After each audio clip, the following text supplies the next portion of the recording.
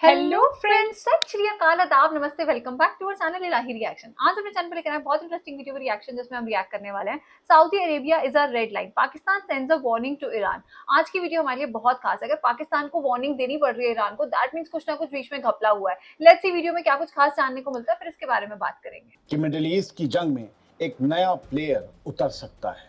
अब उस प्लेयर का नाम सुन लीजिए, पाकिस्तान। और पाकिस्तान ने सऊदी अरब में पहले से मौजूद अपने हजारों फौजियों को हाई अलर्ट पर डाल दिया है। ये ईरान वॉर में एक टर्निंग पॉइंट हो सकता है, लेकिन ईरान के हिमायती ग्रुप के खिलाफ। 16 जुलाई की रात लगते ही एक नई रिपोर्ट सामने आई है दोस्तों, और अगर ये रिपोर्ट सही साबित होती है तो मिडिल ईस्ट की जंग का पूरा रुख और पूरा नक्शा बदल सकता है। अब या तो पाकिस्तान की एंट्री से जंग और फैल जाएगी, या फिर सऊदी अरब के खिलाफ शुरू होने वाली नई जंग शुरू होने से पहले ही रुक सकती है, क्योंकि ईरान भी पाकिस्तान की इस वार्निंग की अहमियत अच्छी तरह से समझता है। 16 जुलाई की रात आई रॉयटर्स की रिपोर्ट के मुताबिक पाकिस्तान की सिविल और मिलिट्री क़यादत ने, मिलिट्री लीडरशिप ने ईरान को साफ पैगाम दे दिया है कि अगर सऊदी अरब पर हमला हुआ तो पाकिस्तान उसे अपने ऊपर हुआ हमला मानेगा। पिछले साल सऊदी अरब और पाकिस्तान के बीच यही समझौता हुआ था दोस्तों कि एक पर हमला मतलब दोनों पर हमला। ताजा रिपोर्ट के मुताबिक पाकिस्तान ने ईरान से कहा, ये हमारी रेड लाइन है। इसी के साथ एक और बड़ी रिपोर्ट सामने आई है। बताया जा रहा है कि पाकिस्तान ने सऊदी अरब में तैनात अपने करीब 8,000 फौजियों और वहां मौजूद अपने फाइटर जेट्स को हाई अलर्ट पर डाल दिया है। रिपोर्ट के मुताबिक पाकिस्तान अब सऊदी अरब और यमन की सरहद पर किसी भी इमरजेंसी के लिए कंटीजेंसी प्लान तैयार कर रहा है। याद रहे, पाकिस्तान ने पिछले साल सऊदी अरब के साथ म्यूचुअल डिफेंस एग्रीमेंट किया था।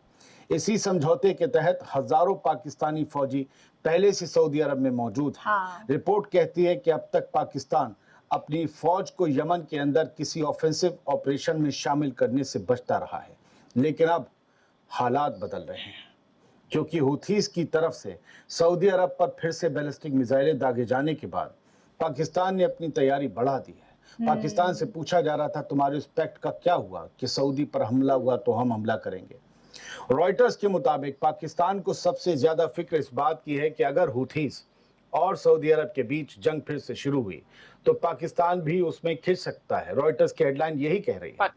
एक पाकिस्तानी अफसर ने रॉयटर्स से कहा, हमारी सबसे बड़ी सिविल और मिलिट्री क़यादत ने ईरान को यह साफ साफ बता दिया है कि सऊदी अरब पर हमला पाकिस्तान पर हमला माना जाएगा। ये हमारी रेड लाइन है। रिपोर्ट में यह भी कहा गया है कि पाकिस्तान को अब सिर्फ हूथीस के हमलों की फिक्र नहीं है, बल्कि इस बात की भी फिक्र है कि ईरान के अंदर फैसले कौन ले रहा है। रिपोर्ट के मुताबिक दो पाकिस्तानी सरकारी सोर्सेस के हवाले से यह दावा किया गया कि इस्लामाबाद में बैठी हुकूमत को, शहबाज शरीफ की हुकूमत को ये लगता है कि ईरान में अब सियासी लीडरशिप से ज्यादा असर IRGC का हो गया है। रिपोर्ट के मुताबिक पाकिस्तान का मानना है कि ईरान के president Masoud Pezeshkian, foreign minister Abbas Araghchi और पार्लियामेंट स्पीकर मोहम्मद बाकिर गालिबाफ के मुकाबले IRGC का असर ज्यादा बढ़ता दिखाई दे रहा है, वही फैसलों पर हावी है। दोस्तों, पाकिस्तान के लिए ये मामला सिर्फ सियासत का नहीं है, उसकी अपनी इकॉनमी भी इससे जुड़ी हुई है। स्ट्रेट ऑफ हॉर्मुज में टेंशन बढ़ने की वजह से पाकिस्तान पहले ही तेल और गैस की सप्लाई पर प्रेशर यानी दबाव महसूस कर रहा है। इसी वजह से पाकिस्तान ने अपने यहाँ पहले बिजनेस आवर्स कम किए थे ताकि तेल की बचत की जा सके। और 16 जुलाई को ये खबर भी आई थी कि यमन के हुथीज बाब अल मंदब भी बंद कर सकते हैं। अगर ऐसा हुआ तो सऊदी अरब के साथ साथ पाकिस्तान को भी बड़ा नुकसान पहुंचेगा, क्योंकि हॉर्मुज तो पहले से बंद है। रिपोर्ट कहती है कि अमेरिका और ईरान के बीच बातचीत कराने में पाकिस्तान की दिलचस्पी सिर्फ डिप्लोमेसी नहीं है, बल्कि अपनी सप्लाई लाइंस बचाने से भी जुड़ी हुई है। लेकिन अब सबसे बड़ा सवाल यही है कि अगर हुथीज और सऊदी अरब के बीच जंग फिर से शुरू होती है और अगर सऊदी अरब पाकिस्तान से अपने डिफेंस समझौते के तहत मदद मांगता है तो क्या पाकिस्तान इस जंग में उतर जाएगा? रॉयटर्स के मुताबिक पाकिस्तान के एक सोर्स ने इस सवाल का जवाब सिर्फ एक लाइन में दिया है। कहा है, अगर सऊदी अरब हमें बुलाता है तो हम पूरी तरीके से साथ खड़े रहेंगे, इसमें कोई शक नहीं, हम उसके साथ लड़ेंगे। फिर यानी मिडिल ईस्ट में ईरान में जारी जंग के अलावा एक नई जंग का ताना बाना बुन चुका है और अब ये बाप जंग रे। रीजनल वॉर से आगे जाती दिखाई दे रही है। बिल्कुल। खबर आप माने ना माने, खबर खबर है, कुछ भी हो सकता है। ये शबरात में पटाखे छुड़ाने के लिए सऊदी अरब और पाकिस्तान के साथ पैक्ट नहीं हुआ था। सऊदी अरब पर ईरान ने मिसाइलें छोड़ी तो पाकिस्तान ने कुछ नहीं किया, सिवाय इसके कि वो मीटिंग कराकर डिप्लोमेसी के तहत समझौता कराना चाह रहा था अमेरिका से। लेकिन यहाँ मामला एक ऐसे ग्रुप का है जो अपने आप में कोई हुकूमत नहीं, हुथीस, लेकिन उसके पीछे ईरान है।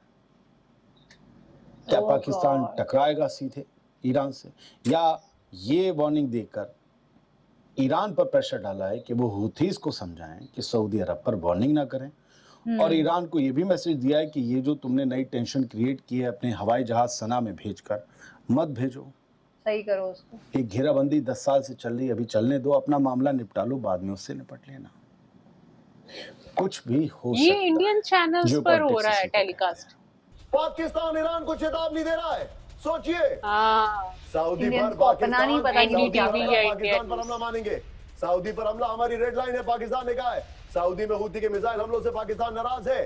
पाकिस्तान के सूत्रों से रॉयटर्स का दावा है। फ्लोर पर आइए विजय, बड़ी खबर। सऊदी में मतलब हमला, अब ये कहने का पाकिस्तान की मतलब है कि चेतावनी। अब सऊदी पर पाकिस्तान कोई भी हमला, मीडिएशन पाकिस्तान का पर काम भी अटैक करेगा, मारेंगे। नंबर वन, हम वो सऊदी भी पर हमला मान हमारी रहा रेड लाइन है। सऊदी अरब में हूती के हमलों पर ईरान को वार्निंग है। पाकिस्तान और सऊदी अरब के बीच 2025 में रक्षा समझौता हुआ है। समझौते में एक देश पर हमला, अशोक दो सर, देशों के कोई भी खिलाफ झूठी हमला मूठी माना कहानी जाएगा। बता दीजिए। सऊदी अरब में पाकिस्तान के लड़ाकू विमानों का एक स्क्वाड्रन तैनात है। रॉयटर्स के हवाले से खबर आ रही है। सीधे चलिए कैंप 4 पर। मेरे साथ अशोक सर मौजूद है। अशोक सर, मैं इस खबर को ऐसे ट्रांसलेट कर रहा हूं, दो चीजें हैं सर। पहला, विजय वाली वॉल लीजिएगा, वेरी गुड। पहला कि they have totally given up, कि अब ईरान नहीं मानने वाला है। और दूसरा, जो मेरे लिए ज्यादा चिंताजनक है, क्या? ये आप हमें बेहतर बता सकते हैं सर। अभी मैं खबर दिखाने वाला हूं कि सीरिया पर ईरान ने हमला किया है। अब मैं देख रहा हूं कि पाकिस्तान की लैंग्वेज और टोन चेंज हो रही है। यही मेरा आज का लीड इन क्वेश्चन है। मिडिल ईस्ट के आसपास, पश्चिम एशिया के आसपास बाकी मुल्क भी इसमें स्क्वीज इन होते जा रहे हैं। क्या ये वर्ल्ड वॉर का ब्लैक होल साबित हो रहा है? पाकिस्तान के पास। जी बहुत धन्यवाद निशांत, मुझे आमंत्रित करने के लिए, और बहुत धन्यवाद इस प्रश्न के लिए। बहुत ही महत्वपूर्ण प्रश्न बिल्कुल, है। और बल्कि आसार अब देखिए, बन रहे हैं। जो आपने पहले कहा है, आखिर के प्रश्न से मैं इसको शुरुआत करूंगा। देखिए, कोई भी देश नहीं चाहेगा जो ये विश्व युद्ध में परिवर्तित हो जाए, क्योंकि सभी को मालूम है जो अगर ये युद्ध बढ़ता जाएगा तो उनके जो हालात हैं और ज्यादा खराब होते जाएंगे, तो उसको तो ये मैनेज करने का प्रयास करेंगे। परंतु देखिए, बहुत सारे ऐसे जो युद्ध हुए, दोनों विश्व युद्ध जो हुए हैं, ये काफी हद तक एक्सीडेंटल भी इसमें एस्केलेशन हुआ है।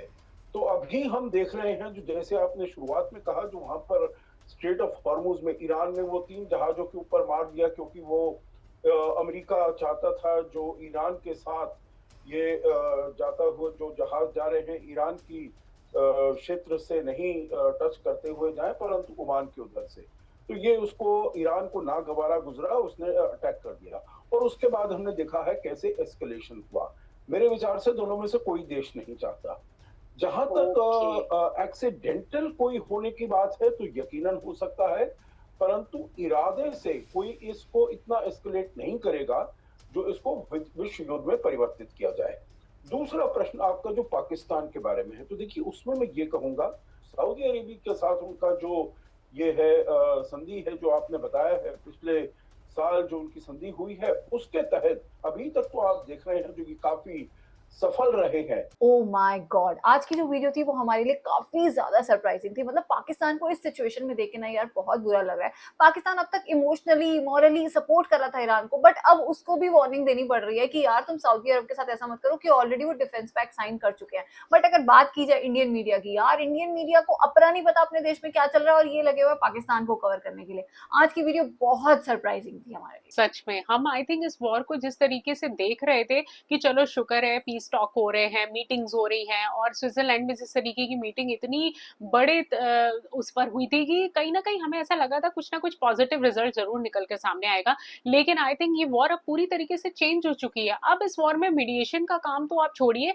जो मीडिएशन का काम कर रहे थे वो अब खुद फंसे हुए हैं। वो खुद ये बात सोच रहे हैं कि भाई अगर आप सऊदी पर हमला करोगे तो पैक्ट के अकॉर्डिंग ये हमला पाकिस्तान पे भी माना जाएगा। सो लेट्स सी कि अब इस वॉर का कौन सा एंड सामने आने वाला है, क्योंकि आसार बहुत खराब दिखाई दे रहे हैं। और अगर ये वॉर और ज्यादा एक्सटेंड होती है तो आई थिंक डेफिनेटली हर एक कंट्री के ऊपर इसका जो है आपको असर देखने को मिलेगा। तो हम तो यही उम्मीद करते हैं कि जल्दी से जल्दी हमें कोई गुड न्यूज सुनने को मिले। बाकी आज की इस वीडियो को लाइक और शेयर करना, चैनल को सब्सक्राइब करना मत भूलिएगा। और हम मिलेंगे एक नई वीडियो में, तब तक के लिए ओके बाय।